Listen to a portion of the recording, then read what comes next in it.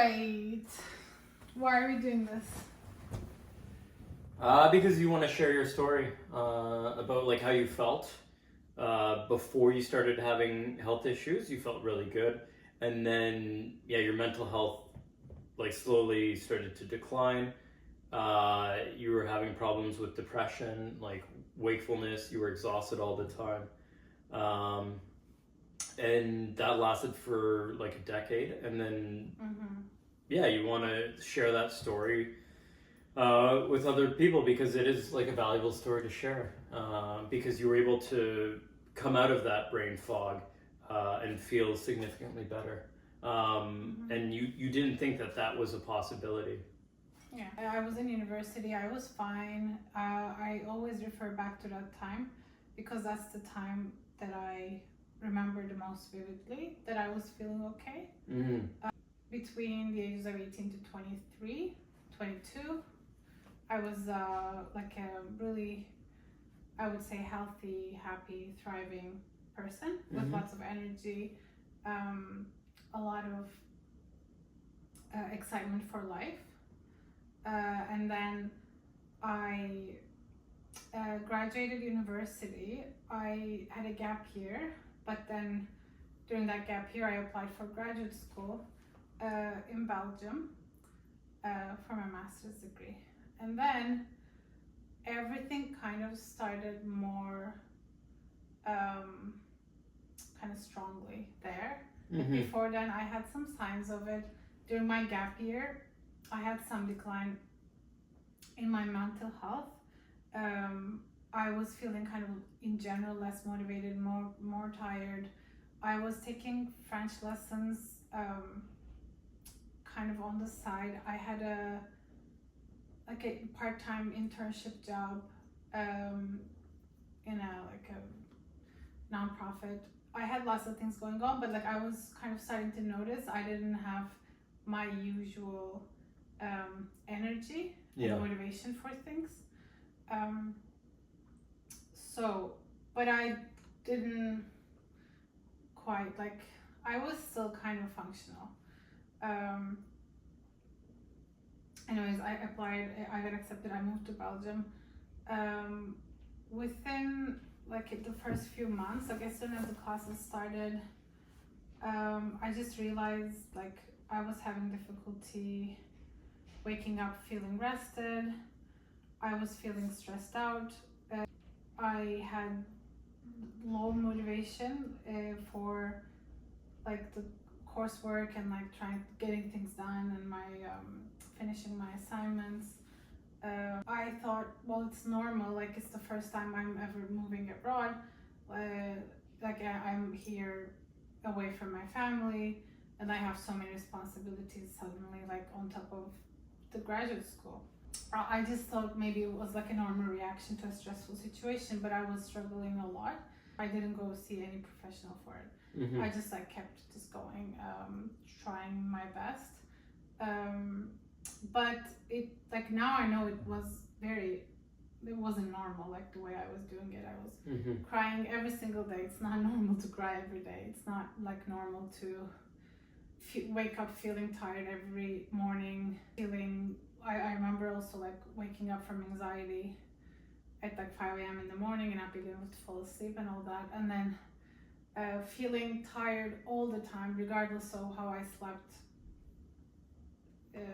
or what I did.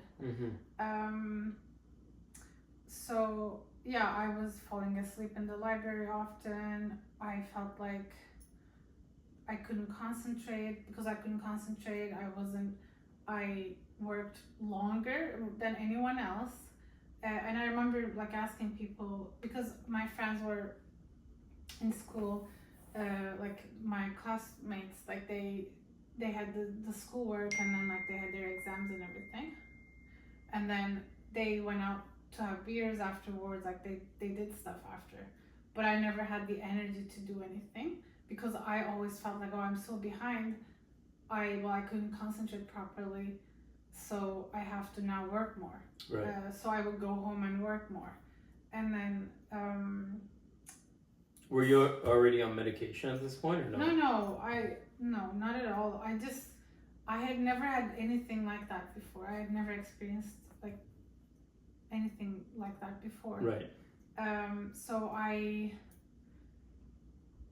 didn't have the self-awareness, I guess, to say like, oh, like I must be depressed, or this must be like, there must be something wrong. Yeah. I don't know. I just thought like, oh, I guess this is life. Yeah. I don't know. Yeah. It just got worse and worse. Like I don't even know how I got through it. Like it was a huge struggle just getting through the day. Yeah, but anyways, overall, like I now know that I was like very depressed, also very anxious as well. I would have like these anxiety attacks that I now know that they were like panic attacks. My hands would start sweating. My just entire body like would feel like tingly, and then like I actually went to the school doctor, and they just checked everything. They're like, it's okay, like nothing. They didn't even say anything about a panic attack, I think, or maybe they mentioned something about anxiety, but right. But I didn't like think, oh, like I have anxiety, I should do something about it. So then like at night, sometimes I would suddenly get like really hot, like from like an anxious feeling, but like I don't know. I'm able to tell now better like what I was going through then. Yeah. I was like, I guess this is just life, or like, oh, I guess it's just stressful. Like I was just going through it. Yeah, it's without interesting. questioning it too much. But like I would have many nights of like feeling extremely anxious and like tense and like hot, and like my heart racing to the point that I couldn't fall asleep. Yeah, but then some nights I would be fine, but then I would still not feel great the next day. Like it just didn't matter. I just felt bad all the time. Mm-hmm. So yeah, I was crying very often, and like even my friend had mentioned like that, like, oh my god, like you're crying so much, like every time I see you crying, like stop crying. Mm-hmm. But like, yeah, maybe she didn't have the I don't know, awareness to say like you're crying so much, like you should do something about your mental health. Like that never came up. And then like even if I did something about my mental health, I don't know what I could have done at the time other than maybe going to a psychiatrist, because I didn't have the option to pay for psychotherapy. Right. But because I was not on top of anything during that time, like slowly I just started feeling like, okay, I just have to like finish this thing. But I didn't have any extra energy to like plan for my future. I just didn't have any excitement anymore for what I was doing. Mm-hmm. It was just overwhelming. And yeah, when you're in that state, you're like, because my goal was to apply for like the PhD programs and all that. So yeah, you just have to be like doing a lot of things at the same time. You have to be on top of your classes, and then like you need to be writing your thesis like properly, and then hopefully, because you're gonna ask for references from your like professors, and then you have to be always thinking about your applications and like what you're gonna propose, what's gonna be your research project for the next thing, right? Mm-hmm. So what I didn't have like any energy for any of that. Right. So like, and then my goal became, I just have to finish this thing. It was a pain. And then when I finished it, because I had not planned for my next steps, I just decided to go back home. Mm-hmm. Like, I went back to Turkey and then just moved in with my sister. And yeah, I was really depressed. Like at that point, I think I just knew, like, okay, I'm depressed. Like this is depression. Mm-hmm. I was able to kind of name it. So yeah, I was barely able to like get up and like do things. I was just in my bedroom, like in bed most of the time. And then I decided to finally see a therapist. I didn't think about taking medication. I just wanted to see a therapist.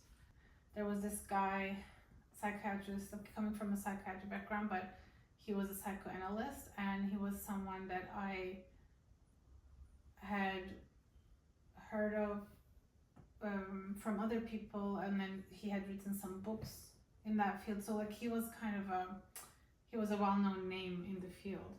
So I thought, like this guy must have more like a holistic approach, like knowing psychiatry, but also being aware of the psychotherapy approaches. So I went to see him to potentially get therapy from him. But then he said, you know what, you're young, you're at a point in your life, you have to like get things started, and you have to get well quickly. And then he said like you would benefit from medication, we just need to get you up and going quickly. And then he just prescribed me an antidepressant. Right. And then and I remember even asking, like, this is it, like this is what's gonna help me. And then he said like, well, where do you think mental health, where do you think these like thoughts of like, you know, self-pity and feeling down about yourself, where do they come from? And I said like, I think they come from the brain. And then he said, well, here's your answer, like you take this, it just fixes your brain. Right. Something like that. And then I was like, okay. And then I kind of like had this feeling of, I remember thinking like, oh, like this guy knowing so much about the field and coming from also a psychotherapy tradition as well as a psychiatric tradition, if he's prescribing me a medication, he must know what he's doing. Like he's not just like a regular plain doctor who's just trying to like, you know, go the easy route. Anyways, I started taking medication. I did start feeling better, but then slowly I started getting some side effects, but then those side effects became more evident when I went into a relationship. I had like sexual dysfunction. So that was a problem, so I wanted to stop it. I did stop it, but then the depression came back, and then my journey started, like my journey of going on different medications, trying different things, getting several different diagnoses started kind of during that time.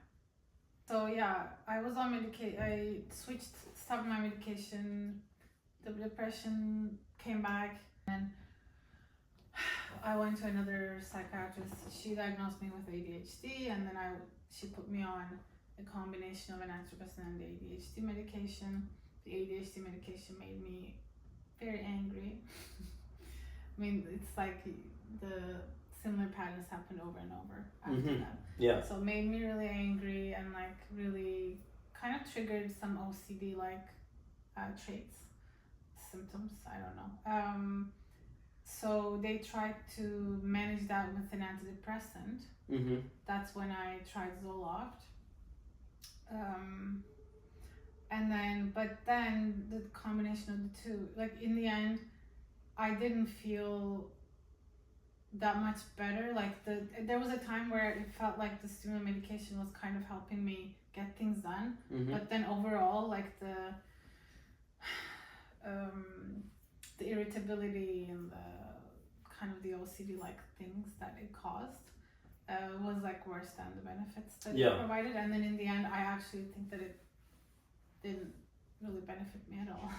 Like when I look at it now, like at the time I thought that maybe it was helping a little bit. Right. But I don't think it really was when you look at the results, right? And then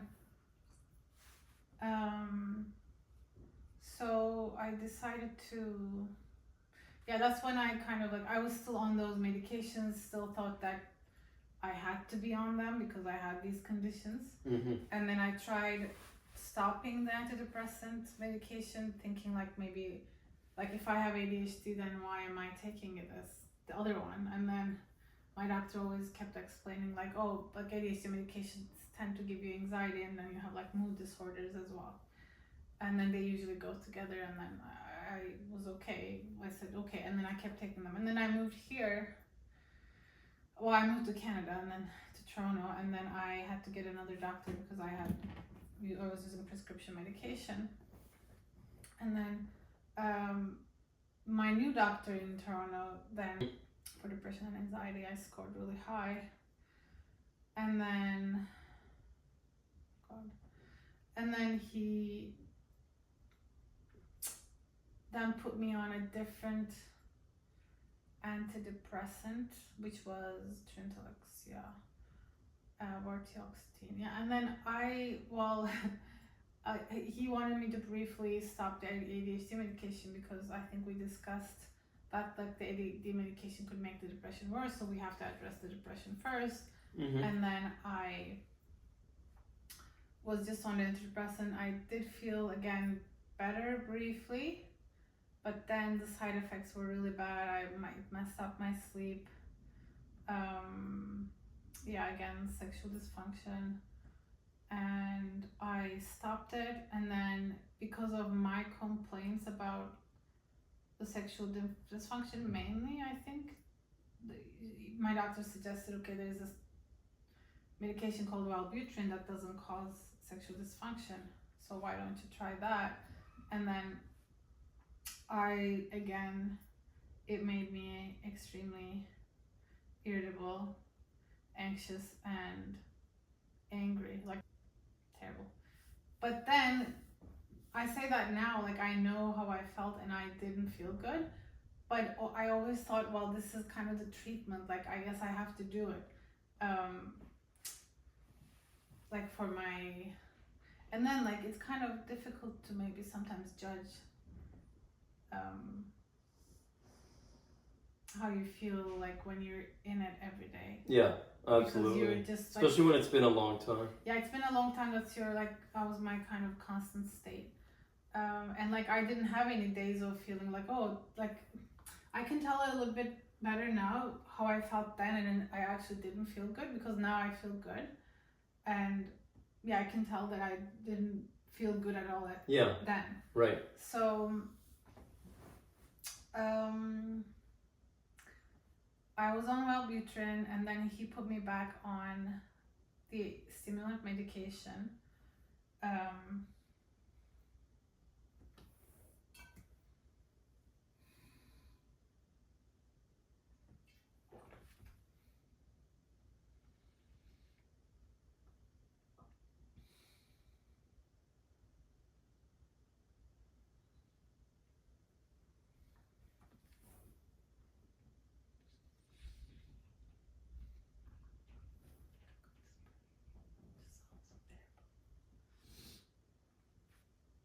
The whole story is so depressing. Yeah, parts of our lives are depressing.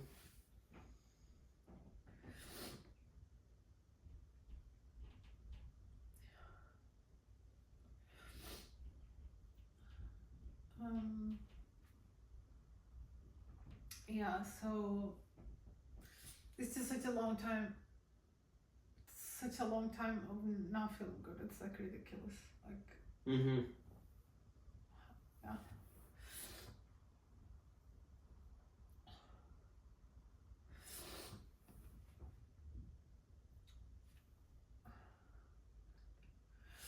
So, and then I was on Wellbutrin and stimulants, and that's when we met. Like I was on that combo. I think still feeling like very depressed, kind of crying myself to sleep every night. I had a job that I hated. Again, like I never had like a relief from any of this to kind of have, okay, what do I want to do with my life, or like how do I want to proceed? Yeah. Yeah, you just felt terrible all I the just time. felt terrible all the You time. were just trying to get through a day. Just trying to get through the day, yeah. Mm-hmm. So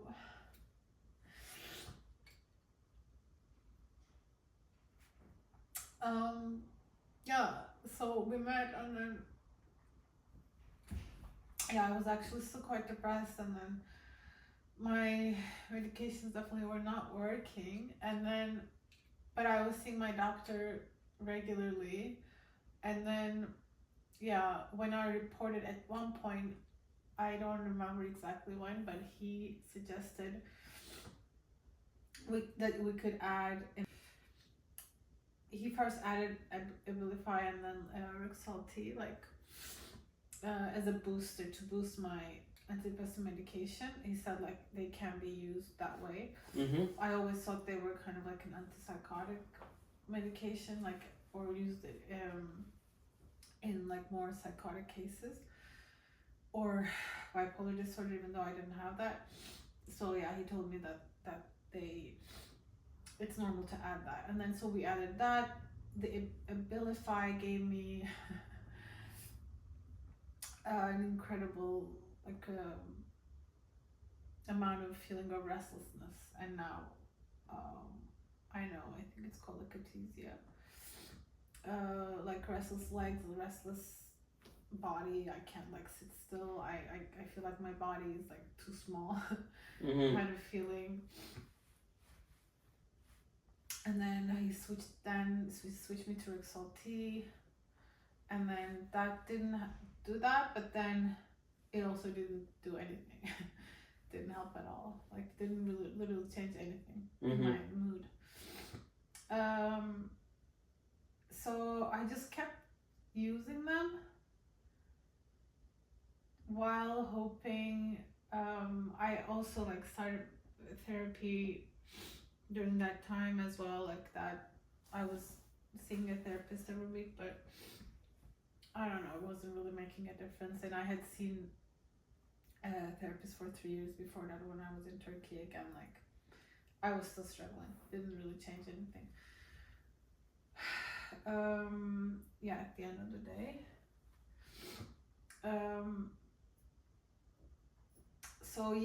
And then I think like I was always thinking, maybe you can say a little bit about like how I was when you met me, like my day to day.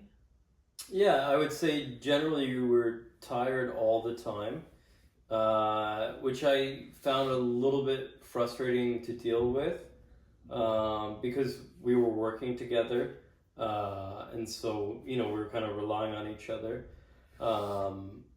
and like I didn't know exactly what was going on with you. It was still frustrating, especially because like all the drugs that you were on like influence your mood and how you felt, and like you were very irritable. So it was just a lot to manage. But yeah, like from the outside perspective, you just seemed like an individual who was like exhausted, didn't have a lot of energy. You always said to me like you wanted to do more, you wanted to do things and get up and feel good throughout the day, but then like it wasn't possible. And it kind of seemed like, over the few years or the last few years, like you were starting to lose hope. And then I was just always trying to remind you that like, no state is permanent. Like it's impossible that you could just stay in that state of mind.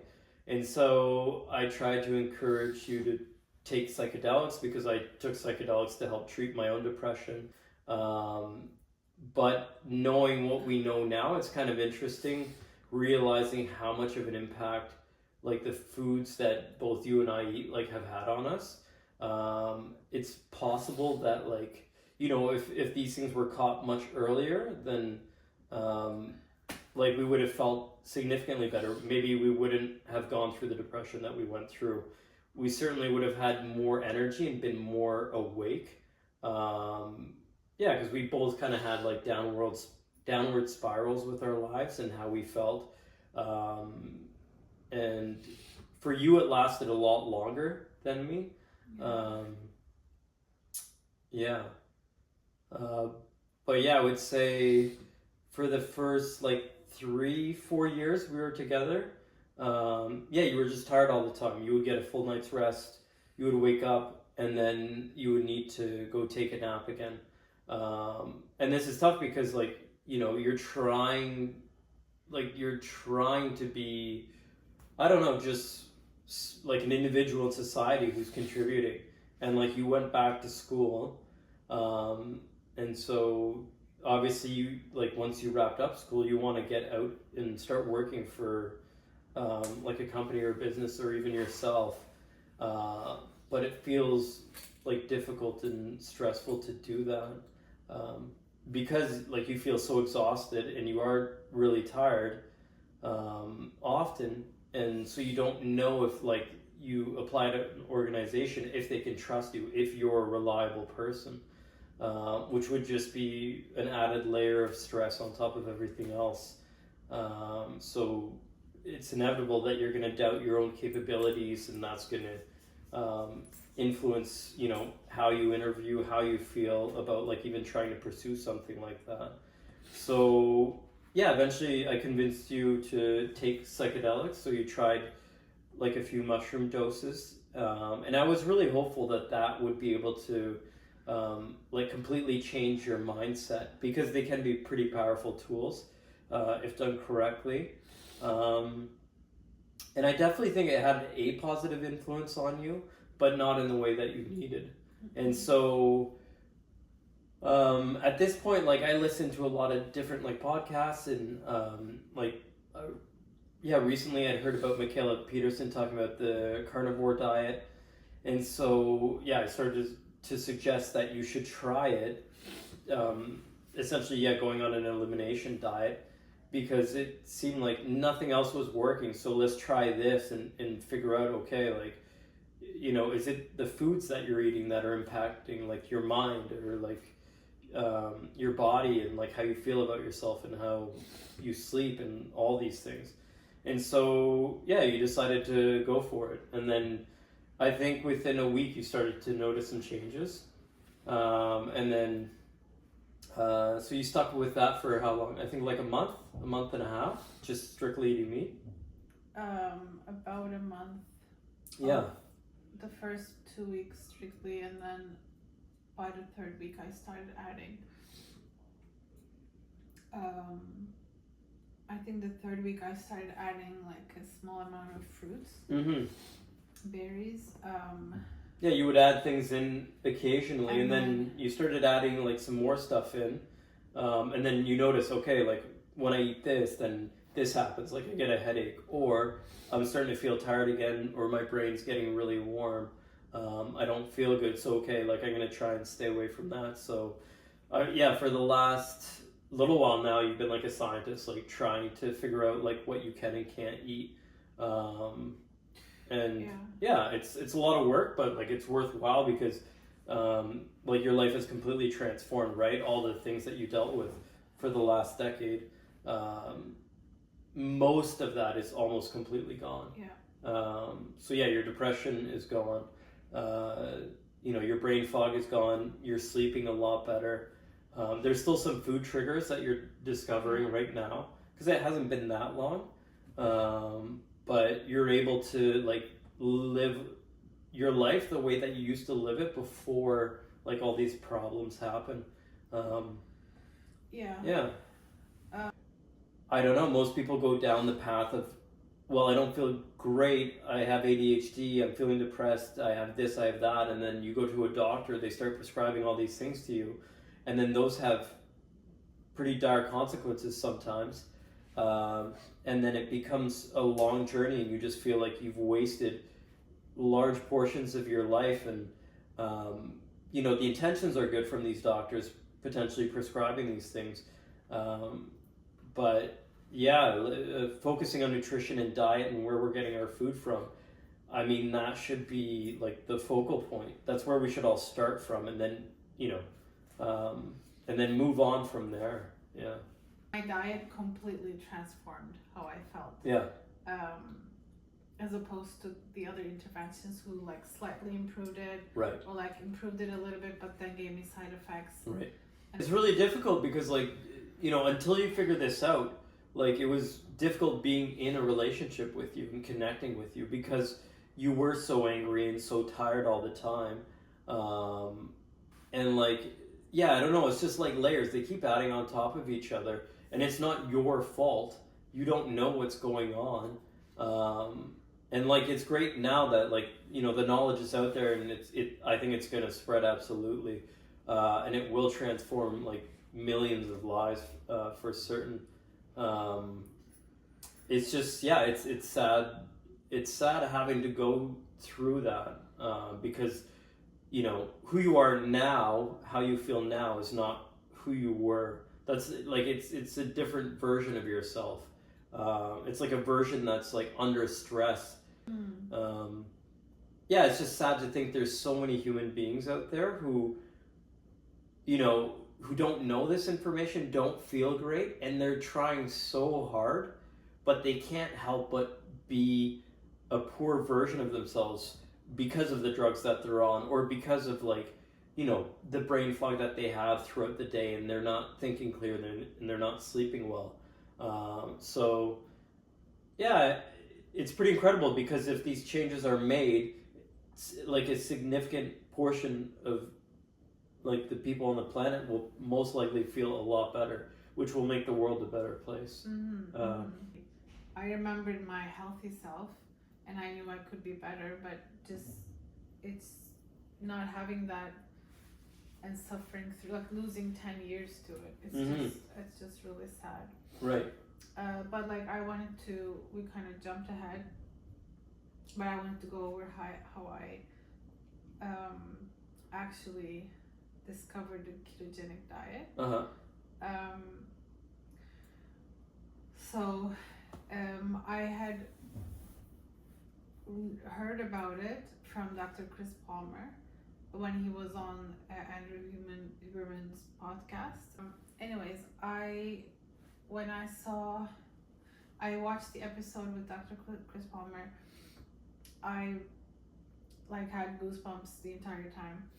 He, like, his own personal story also really resonated with me because he said, like, you know, I did from the outside, he said, like, he seemed like a functioning person, doing a lot of things, like being in medical school and all that, but he always felt like shit. Basically, he felt tired all the time. He woke up feeling tired, never being rested, and, like, never having energy, never having that, like, kind of excitement for life, and then feeling like, okay, I guess there's those people who don't have it, like me, and then there's people who just have it and they seem to have a lot of energy. I never have energy, and I was like, I never have energy, like, and I never understood how people had energy to do things, like, literally anything. They just didn't have energy. So yeah, I remember. So, and then he put himself on he started an Atkins diet. He felt so much better. He felt the antidepressant effects on himself, but then he shared his story about his other patients that had remarkable results from it. And I just remember thinking, wow, like, this is crazy, and I should probably try it. I knew it could be effective. I believed him. I didn't read his book at the time. I had the idea, and then I mentioned it to my doctor, and then he said something about, oh, like, the most scientifically validated diet is the Mediterranean diet. He wasn't, like, he didn't know much about the ketogenic diet and its, like, efficacy for treating mental health. Like, he knew about the diet, but he wasn't on board with it. But then I think because I had a doctor that was, like, kind of trying the conventional route and then trying to treat me with medication, I guess I just never had the willpower to, like, put myself on that diet without knowing 100% that it would make a difference in me, for me. Yeah, it took me a while. I don't know. I didn't try it right away. Even though it made a lot of sense to me, and even though I actually knew like I was able to make connections because I always felt more tired. Like I was always tired, but I felt even more tired and more brain fog after a meal. So I knew there was a link there. I didn't know what it was, what the link was exactly. So yeah, another year went by, and then as I was getting close to kind of like I'm giving up, like giving up in the sense that like I just have to accept I have a disability. Like I just can't get better. So I'll just like accept myself as like a disabled person, like something like I've heard other people getting diagnosed with like chronic fatigue syndrome. Yeah. And like they just have the chronic fatigue syndrome and then they have to live with it and accept it. So something like that. I'm like, but I was also getting really frustrated with the side effects on my, again, like my antidepressant and not being able to sleep properly. I was already like, okay, I already feel like shit. I can't sleep. Because I was also planning to, I was planning to try the psychedelics. I said like, I'm gonna taper off, get off my medication. Because I can't stand the side effects anymore, and I'm also gonna try the psychedelic route, so I can't be on my medication. So I tapered off. It was horrible. I still had brain fog daily. I was tired daily. I couldn't even tell the difference anymore. Like I felt depressed, of course. I don't know. Like I felt tired and unmotivated and like sleepy all the time. So like how can you be happy and not depressed as well? But I felt hopeless, low, bad, like felt bad about myself. And so shortly after I told you like I think I'm giving up, I'm gonna look into like disability, and then you discovered, well, I think you knew about it. Yeah, I'd heard about it before. You had heard about it, and then you said, well, let's try this. But then I decided at that point, okay, I'm gonna try this diet because it seemed to help Michaela Peterson a lot, and like it seems like a real dramatic difference. And then remembering also what Dr. Chris Palmer was saying about the ketogenic diet, I decided to kind of combine the two approaches, do like a carnivorous ketogenic diet to also see if I could eliminate some potential irritants. And then like within a week, I started getting better. Yeah, which is fairly quick. Yeah. The second week, I felt the benefits more steadily, and then like it just kept getting better and better. And I think it's still getting better. Like. Yeah, your energy levels are incredibly high. I mean, it doesn't even compare to what it used to be. So how do you observe me differently from the outside? Now maybe this video can end after that because it's so yeah, your mood changed. Like you were much more pleasant to be around. You were less like argumentative, and then you stopped fighting about like a lot of little things. And yeah, maybe the reason people do that is just to have control or some control of their life, because maybe everything feels out of control. So that could be the reason for that. But yeah, just overall, like you as a person just seemed more relaxed, like easier going, and yeah, you just had energy throughout the entire day. And like often I would ask you to go for walks in the evening, and you were always too tired to do that. And then that completely changed, and now you're the one asking me every night to go for a walk at night. So yeah, I mean, there's been significant changes in like who you are.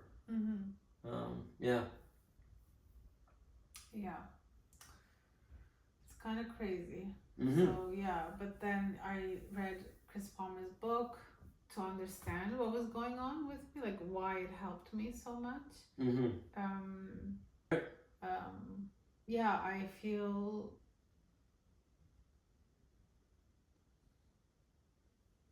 yeah, really good. Yeah, it's a rad story. Especially because it's a positive outcome. Yeah, I mean, it's funny, like I say I feel good and I'm crying because it's just like... Hey, you feel like you have your life back. Yeah, I have my life back, and I feel like my life is just starting now.